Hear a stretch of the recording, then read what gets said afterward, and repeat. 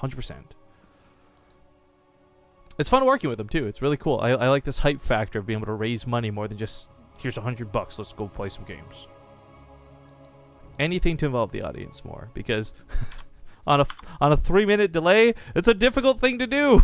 It really is. But folks, welcome back. Map number 2. Say update the score.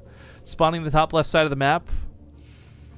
Apparently Shura means Sasha in Russian. Sasha is, of course, better known by her gamer tag, the Pink Zerg Scarlett. In the bottom right, as the blue Protoss, is Harstem. Representing Invasion Esports. And we asked about server swapping, because once again, emphasizing that Harstem's in Korea, Scarlett, of course, in East Coast Canada. We've decided this could be loser's pick for the server. So Harstem winning that first game gives Scarlett a bit of a preference on this, and she's chosen to try and do the Central North America server. Yes.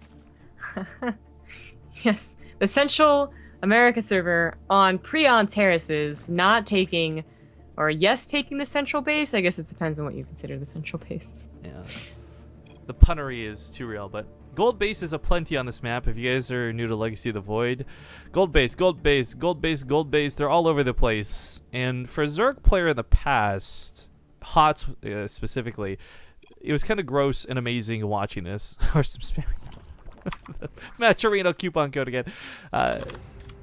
Scarlett's definitely the type of player I can see abusing this. You've got the players that we've cast in the past, like, say, No Regrets, who have been really apparent with their gold base abuse. We haven't seen a ton of it out of Scarlett, and we haven't actually seen a lot of Scarlett for the last probably half a year anyways, but I would definitely expect her to be able to take advantage of this. Harstem is going to scout that too with that probe. Really nice. Oh. So, Harstem, I mean, might have been expecting a little bit of a more difficult game, to be honest, last game. We have cast him playing Legacy of the Void before, and it's not like he's a super ultra boss at it. He's good at it, for sure, but he did end up losing by mostly letting the Zerg get away with too much, which is exactly what he did last game, but she just didn't take advantage of it. Lotus League was a pretty big example of Harstem, and a lot of what we thought was going to be amazingness ended up not being. Yeah. Very popular now to go for Robo Amelie as Protoss, basically in all matchups, because the Warp Prism is just too good to pass up. Constant harassment with the, fairly cheap Adepts. Gets that instant warp in too, or almost instant. Yeah, and I'm hoping Emery's 77185 is still here in chat. I'm sorry, we've been so hyped up on MATCHERINO, I wasn't checking Base Trade TV donations at all, because I just naturally assumed everyone was donating to MATCHERINO, but he donates $35, and he says, love StarCraft 2 Legacy of the Void, and then donates, oh no, sorry, someone else now. Certiner donates $5 and says, this is an awesome funding system, props to everyone involved, keeping cool, you guys. Certiner. Thank you guys so much. I apologize for missing those. Again, we've been really hyped up on the MATCHERINO donation for the players train. It's nice to get a couple of bucks go towards Base Trade TV as well. Yeah, it's pretty cool. I'll pause, potentially for lag issues, hopefully not. Okay, it's good.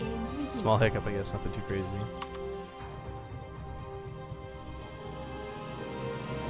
Oh, and I gotta remind TLO if he's gonna stream, we want to try and use the delay if possible too. Sorry, just because the next match coming up. Yeah. Well, the Adepts is gonna go ahead and get pushed back here. Not a big deal. It is mostly waiting for the Warp Prism and seeing what's going on army-wise. Doesn't really see much. Just the Queen's pushing back. So doesn't check the natural. Doesn't see any roaches. And speaking of roaches, I wonder if Scarlett's gonna go ahead and try and get those. They're this new awesome unit that was introduced in StarCraft 2 5 years ago. I was gonna say, where are you going with this?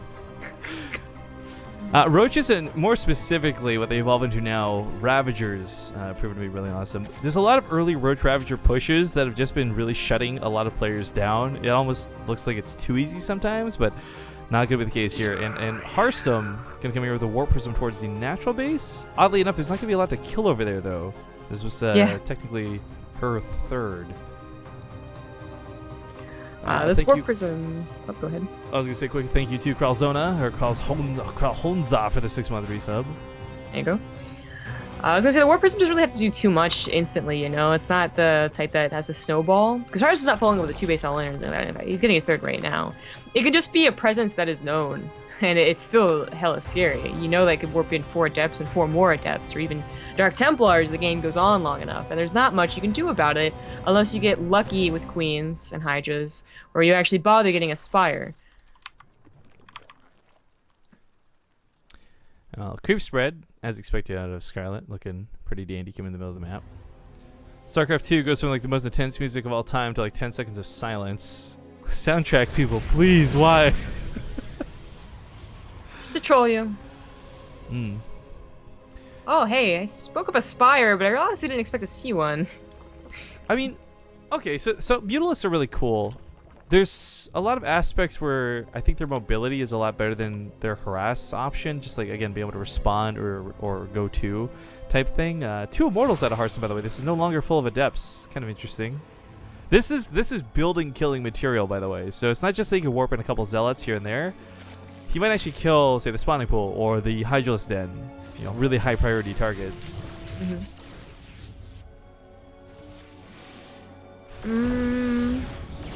There's the Immortals and warping in Adepts to help them out. It's a cool little warp animation.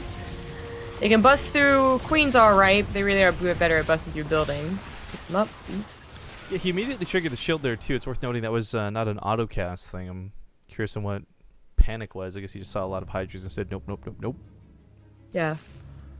Stargates, by the way, coming down. He had 2. Did he cancel the other one, or did he finish? Just canceled it with a mistake. Yeah. Moving more towards Robo in that direction. It worked well for him last game. I'm not surprised to see it again. But Scarlett finishes up the Hydra upgrade.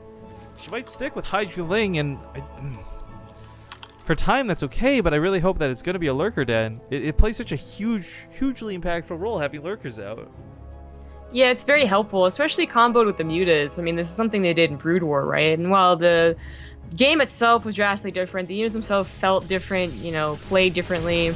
It's still a combo that can kind of make sense, you know? The Mutas snipe off anything that's dangerous to the Lurkers, such as, and, you know, most importantly, Observers, but also like High Templars in case they get those, and also dealing with Warp Prisms, which are going to be bigger and bigger as the game goes on, because if she does make Lurkers, then it's going to be that little like siege line against each other where counterattacks and drops would be best. And that's where the Mutas would come in.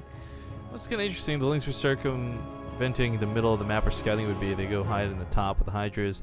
Mutalisks on the bottom side. Might be some 2-pronged harass, so Mutas go to the main, Hydras and Lings go to the 4th, but for Harstem's sake, Scouts and sees no army, that's going to be so fishy for him, not knowing where this is, so yeah. He can still cancel this Nexus if he needs to. Probes are pulled off over here. Phoenixes are already starting to be produced, a couple of Stalkers warping in, but dealing with the Mutas, you know, this is definitely a bit of a surprise, but I think this is something that should be manageable. Nope. Okay then. Oh, wow. Oh, because his 4th got killed by this one on. He didn't cancel it, I guess. Too much? His 3rd was getting harassed. The biggest problem with Mutas for Protoss right now are not